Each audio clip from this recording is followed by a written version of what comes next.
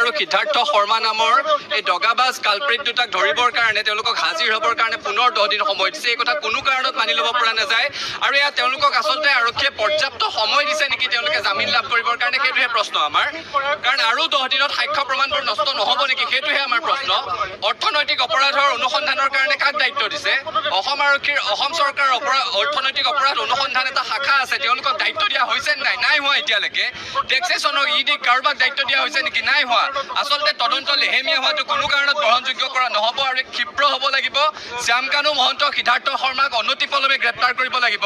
SIT-য়ে 10 দিন সময় দিয়াটো আচলতে তেওঁলোকক অগ্ৰিম জামিনৰ কাৰণে সুবিধা দি আছে নেকি, সেইটোহে আমাৰ প্ৰশ্ন। আৰু একে সময়তে আজি এই কথাটো স্পষ্টভাৱে দাবী জনাব বিচাৰিছো, এতিয়া যে চৰকাৰে কৈ আছে তেওঁক ব্লেক লিষ্টেড কৰা হৈছে বুলি, ব্লেক লিষ্টেড কৰিছে মানে কি? চৰকাৰ আশ্বস্ত হৈছে যে জুবিন গাৰ্গৰ মৃত্যুত শ্যামকানু মহন্তৰ গাফিলতি আছে, গতিকে তেওঁক গ্ৰেপ্তাৰ কৰিব লাগে। কিহৰ কাৰণে সময়